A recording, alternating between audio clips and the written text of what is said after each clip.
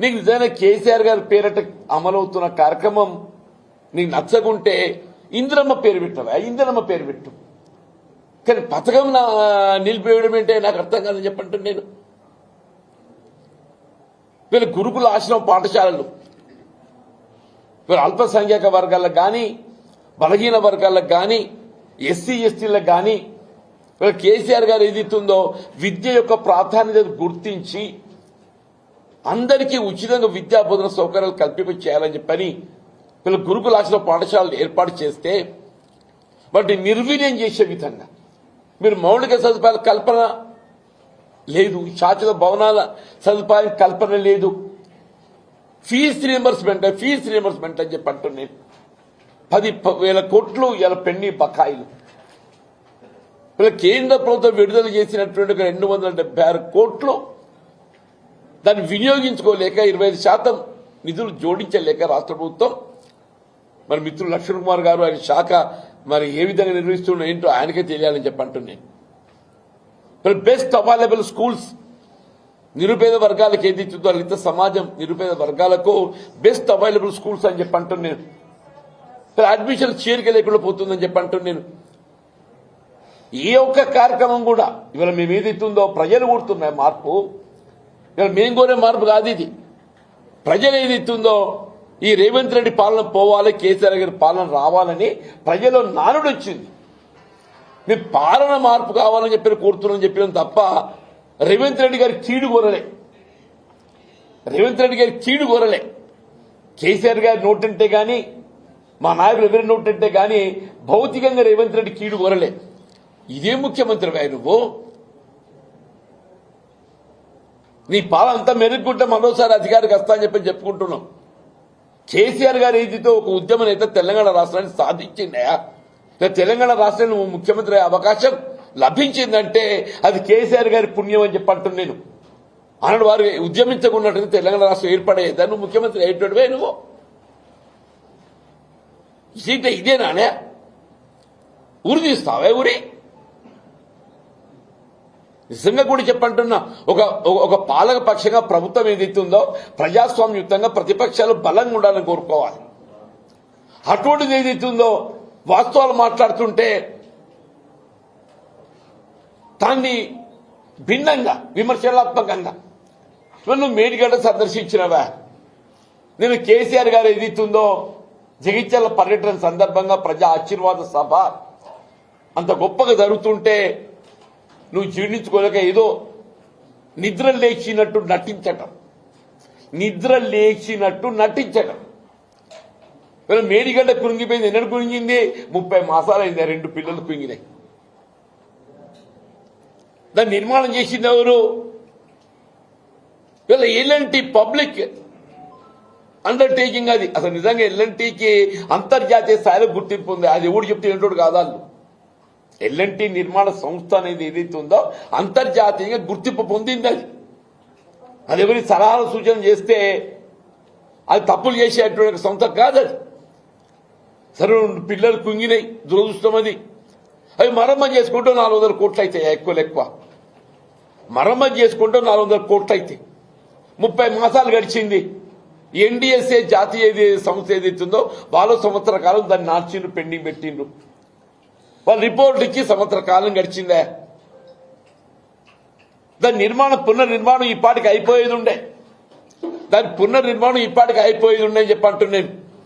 నువ్వు ఎంతవరకు కేసీఆర్ గారిని ఒక దోషిగా నిలబెట్టే ప్రయత్నం తప్పేదైతుందో ఈ తెలంగాణ రాష్ట్ర భవిష్యత్తు అని చెప్పండి, జీవన ఆధారం. మేడిగడ్డ ఇవాళ ఏదైతుందో ఈ తెలంగాణ రాష్ట్ర భవిష్యత్తు జీవన ఆధారం అని చెప్పి అంటున్నాను. స్థానాలు మేము కూడా మాట్లాడినాం. ప్రాణహిత నదీ జలాలు తుమ్మడేటి వద్ద నిర్మాణం చేసే అవకాశం ఉంటే నిర్మాణం చేయాలని చెప్పినమే. కేసీఆర్ గారు ఏదైతుందో మహారాష్ట్ర ప్రభుత్వం ఒప్పందంలో భాగంగా 145 మీటర్లతో ఒప్పందం వారే కుదిర్చిండ్రు. కేసీఆర్ గారే, నువ్వు చేసింది కాదు. అలా మనం ఆశించిన జలాల లభ్యత పొందలేకపోతున్నామని చెప్పని దిగువ 100 మీటర్లకు వచ్చిందా. 10,000 కట్టి నీళ్లు పెట్టిన పొయ్యన్నట్టు ఏదైతుందో మొత్తం లిఫ్ట్లు నీకు సిద్ధంగా ఉన్నాయి. నీ నిజంగా చిత్తశుద్ధి ఉన్నట్టయితే మొన్నటి ఎన్నికల ప్రణాళికలో కాంగ్రెస్ పార్టీ తుమ్మడేటి వద్ద బ్యారేజ్ నిర్మాణం చేస్తామని చెప్పిందా. ఆ 140 మీటర్లలో బ్యారేజ్ నిర్మాణం చేసి మరి జనాలు తరలించి సుందీలో పట్టుకొస్తే ఒక లిఫ్ట్ తో వస్తున్నాయి కదా. 3 ఏళ్ళు గడుస్తుంది, 30 మాసాలు గడుస్తుంది. 3 ఏళ్ళు 30 మాసాలు గడుస్తుంది. నువ్వు ఎందుకు నిర్మాణం చేయలేకపోయినవే? అదే కేసీఆర్ గారు ఏదైతుందో ఇలా తెలంగాణ రాష్ట్ర భవిష్యత్తు జీవనాధారం అని చెప్పని భావించి ప్రాణహిత నది జలాల వినియోగానికి ఏదైతుందో ఉన్న పరిష్కార మార్గం 100 మీటర్ల ఎత్తుతోనైనా ఒక 2 లిఫ్ట్లు అదనంగా మనపై భారం పడుతుంది. అయినా కానీ పుష్కలంగా నీరు లభిస్తుందా? 300 టీఎంసీలు భావిస్తూ 300 టీఎంసీ కాదు కదా, అసలు 1000 టీఎంసీ లభిస్తాయి, 1000 టీఎంసీ లభిస్తాయని చెప్పండి. దాని మరమ్మతు లేదు. ఓ 2 ఏళ్ళు ఏదైతే ప్రకృతి సహకరించి అదృష్టం అని చెప్పంటాను నేను. రేపు ప్రకృతి సహకరించక అది ఎల్లినో ప్రభావం ఏదో చెప్తుంది వాతావరణ సూచికలు. అప్పుడు ఏమైతే తెలంగాణ రైతాంగం పరిస్థితి? దానికి ఎవడు జవాబుదారుడు అని చెప్పండి, నువ్వు కాదా అని చెప్పంటాను నేను. నువ్వు ఎంతవరకు ఏది ఇస్తుందో ఇలా నువ్వు ఆంధ్ర తొత్తుగా పోలవరం ప్రాజెక్టు నిర్మాణానికి తోడ్పడే విధంగా చెప్పంటాను నేను. మొదటి నుండి కూడా రేవంత్ రెడ్డి గారు ఏదైతుందో సీమాంధ్ర నాయకుల చేతిలో ఏదైతుందో ఆయన ఒక కీలు బొమ్మ అని చెప్పంటాడు. ఆయన 2015లో ఇవాళ శాసనసభ స్థానానికి జరుగుతున్నటువంటి ఒక ఎమ్మెల్సీ ఎన్నికల్లో ఆనాటి టీఆర్ఎస్ ప్రభుత్వాన్ని అస్థిరపరచాలని కుట్రతోని చెప్పంటున్నా. రాజ్యాంగబద్ధంగా ఎంపికైన ప్రభుత్వాన్ని వీళ్ళు అస్థిరపరచాలని కుట్రలో భాగంగా ఇవాళ రేవంత్ రెడ్డి గారు ఏదైతున్నదో ఇదే వేం నరేంద్ర రెడ్డి ఎమ్మెల్సీగా ఎంపిక చేయాలని చెప్పని ఓటుకు నోటు తెలియదే పట్టుకొచ్చింది ఇలా ఇదే రేవంత్ రెడ్డి అని చెప్పంటుంది. రాజ్యాంగం పట్ల గౌరవం ఉండాలని అంటున్నా. రాజ్యాంగం పట్ల గౌరవం ఉండాలి. నువ్వు అది ఆలోచన చేయవు. నువ్వు వీళ్ళు కేసీఆర్ గారు అట్టుగా గొప్ప నాయకుని గురించి ఇంత చులకగా మాట్లాడటం నువ్వు. వ్యక్తిగత దూషణలు ఏదైతే ఉందో సరైనదిగా ఎన్నడూ వ్యక్తిగత దూషణ చేయలేదు. మేము మార్పు కావాలని కోరుతున్నాం. ఈ రాష్ట్రాన్ని పట్టిన శని పీడ విరడ కావాలని కోరిన రేవంత్ రెడ్డి ఈ రాష్ట్రాన్ని పట్టిన శని పీడ విరడ కావాలని కోరినని చెప్పంటున్నాను నేను. రాష్ట్రాన్ని తిరోగమన చర్యలు తీసుకెళ్తున్నాం కాబట్టి మార్పు కావాలని కోరినని చెప్పంటున్నా. నా ప్రజా జీవితం ఏదైతుందో తెరిచిన పుస్తకమై నీలాగా నేను తొక్కుకుంటూ రాలే. నా ప్రజా జీవితం తెరిచిన పుస్తకం అని చెప్పంటున్నా. 1981లో 30 సంవత్సరాల వయస్సులో పంచాయతీ సమితి అధ్యక్షుడు ఎంపికైతే అటు ఉమ్మడి కరీంనగర్ జిల్లాలో 14 మంది పంచాయతీ సమితి అధ్యక్షులు ఉంటే 13 కాంగ్రెస్లో చేరిండ్రు. 14 పంచాయతీ సమితి అధ్యక్షులు ఉంటే 13 కాంగ్రెస్లో చేరింది. నేను ఒక్కరిని కాంగ్రెస్లో చేరలేదు. అధికార పార్టీ లాలూచీకి లొంగనటువంటి వాడిని నేను ఒక్కరిని మాత్రం చెప్పంటున్నా. ప్రతిపక్ష నిలబడేది ఇస్తుందో నేను ముందు పోయినని చెప్పంటున్నా. ఎన్టీ రామారావు ప్రభుత్వ హయాంలో ఏదైతుందో భాస్కర్ రావు గారిని ఎప్పుడైతే మంత్రివర్గంకి తొలగింప చేయడం జరిగిందో నేను ఆనాడు ఏదైతుందో నా మంత్రి పదవి నేను రాజీనామా చేసిన. నన్ను తొలగించలే. నా మంత్రి పదవి రాజీనామా చేసేది ఇస్తుందో భాస్కర్ రావు గారిని మంత్రివర్గంకి తొలగించడం ఏదైతుందో ఇది సరైన నిర్ణయం కాదు అని చెప్పని భాస్కర్ రావు గారి పక్షాన్ని నిలబడ్డని చెప్పంటాను. నేను కాదా, కాంగ్రెస్ పార్టీ నిలబడ్డది, ఇందిరాగాంధీ నిలబడ్డది, కాంగ్రెస్ పార్టీ నిలబడ్డది. భాస్కర్ రావు గారిని తొలగించడం ఏదైతుందో అప్రజాస్వామ్యం అని చెప్పని కాంగ్రెస్ పార్టీ మద్దతు నిలబడ్డదని చెప్పంటున్నా. రేవంత్ రెడ్డి తెలుసో తెలియదు అది. భాస్కర్ రావు గారికి తదుపరి కాలంలో పార్లమెంట్ సభ్యుడికి అవకాశం కల్పించేది కాంగ్రెస్ పార్టీ. నాదేళ్ల భాస్కర్ రావు గారికి తదుపరి కాలంలో పార్లమెంట్ సభ్యుల ఖమ్మంకి వెళ్ళేదితుందో అవకాశం కల్పించేది కాంగ్రెస్ పార్టీ. నేను చట్టాల గురించి మాట్లాడడం లేదు, రాజ్యాంగం గురించి మాట్లాడడం లేదు. రాజ్యాంగం గురించి మాట్లాడితే 84లో ఏదైతుందో అసలు పార్టీ పిరామిడ్లో చట్టమే లేదు. 84లో పార్టీ పిరామిడ్లో చట్టమే లేదు. పార్టీ పిరామిడ్ చట్టం అమలుకి వచ్చింది ఎన్నడూ 85లో వచ్చింది రాజీవ్ గాంధీ గారు ప్రధానమంత్రి అయిన తర్వాత. అయినప్పటికీ ఏదైతుందో ఆంధ్ర ఉమ్మడి ఆంధ్రప్రదేశ్ శాసనసభ రద్దయిన తర్వాత నవంబర్ 1984 ఉమ్మడి ఆంధ్రప్రదేశ్ శాసనసభ రద్దయింది.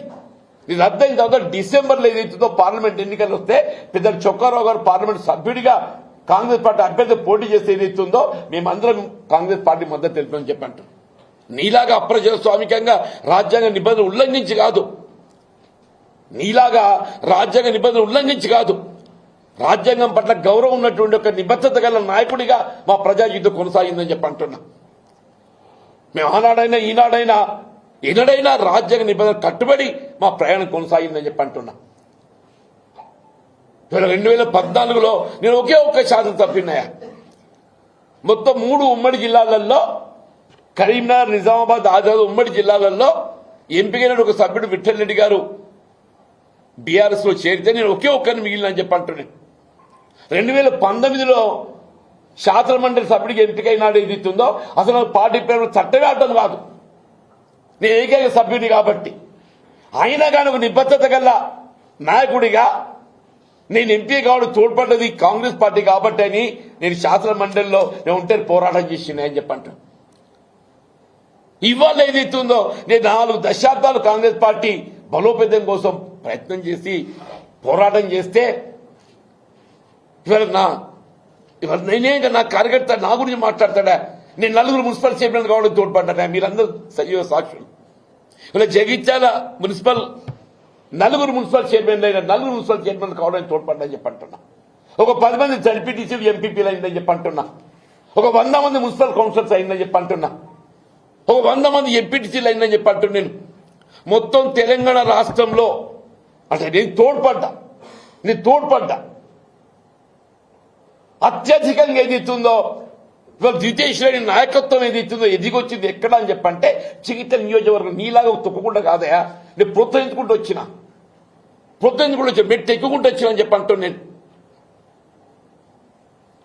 ఇవాళ విమర్శనే ఇవాళ సమాధానం కాదు, నిర్మాణాత్మకంగా వ్యవహరించాలంటాను. నువ్వు వచ్చినావు నాయన మేడిగడ్డకు, ఏదో నాయన అది నిర్మాణం చేస్తావు అని చెప్పి దాని సంగతి చెప్పరా నాయన. అసలు మేడిగడ్డ నిర్మాణం ఏం చేయబోతున్నావు ముందు అని చెప్పు. అది పునర్నిర్మాణం ఎప్పటిలో చేయబోతావు చెప్పు అని చెప్పి అంటాను. నేను 30 మాసాలు గడిచిందే, సాయిల్ టెస్టింగ్ ఇంకా 6 నెలలు అంటుండే. సాయిల్ టెస్టింగే 6 మాసాలు అంటుండు. అంటే 6 మాసాలు చివరికి అయిపోతే డిసెంబర్, జనవరి వస్తుంది. తదుపరి డిజైన్స్ రూపొందిస్తాడు. నువ్వు ఎప్పుడు పునర్నిర్మాణం చేస్తావు? ఎప్పుడు తెలంగాణ రాష్ట్ర భవిష్యత్తు? నీకు అసలు చిత్తశుద్ధి ఉందా? ఇవాళ ఏదైతే మేడిగడ్డ కాళేశ్వరం ప్రాజెక్ట్ ఏదైతుందో కేవలం తెలంగాణ రాష్ట్రానికి పరిమితం కాదు, అంతర్జాతీయ స్థాయిలో బహుళార్థ ప్రాజెక్ట్ ఏదైతుందో ఎత్తిపోతలు ఇవాళ ఉన్నది ఏదైతుందో ఈ కాళేశ్వరం ప్రాజెక్ట్ అని చెప్పంటారు. నువ్వు నిజంగా 9 మీద కడితే కట్టున్నావు, నీకు చేత కాదు. ఇలా మళ్ళీ భవిష్యత్తులో ఏదైతుందో ఇలా మేడిగడ్డ పునర్నిర్మాణం చేయబడాలంటే నీ చేత ఐదో కామో తెలియదు కానీ కేసీఆర్ గారి యొక్క నాయకత్వం లోపల యావత్ తెలంగాణ రాష్ట్రానికి జీవనాధారమైనటువంటి యొక్క మేడిగడ్డ బ్యారేజ్ పునరుద్ధరణ చేసి యావత్ తెలంగాణ రాష్ట్ర సస్యశ్యామలమయ్యే విధంగా సాగునీరు, త్రాగునీరు అందింపజేయటం బీఆర్ఎస్ పార్టీ కేసీఆర్ గారితో మాత్రమే సాధ్యమవుతుందని చెప్పి పేర్కొంటామని చెప్పి అంటున్నాను. నేను చెప్పి హైదరాబాద్కు వచ్చిందే. హైడ్రా అంటే ఏదైతుందో ఎవడైనా చెరువులు ఆక్రమించి ఉన్నోడు భవనాలు నిర్మాణం చేసే వాని తొలగించవా? వాని జోలికి ఓడు, ఎవడు గరీబ్ ఓడున్నాడు వాని జోలికి పోతాడని చెప్పి అంటున్నాను. వీళ్ళు మూసి ప్రక్షాళన చేయరు నాయన, మూసి ప్రక్షాళన చేయి. ఆ మూసి ప్రక్షాళన మాట్లాడాడు. మూసి సుందరీకరణ ఎవడికి కావాలనే? మూసి ప్రక్షాళన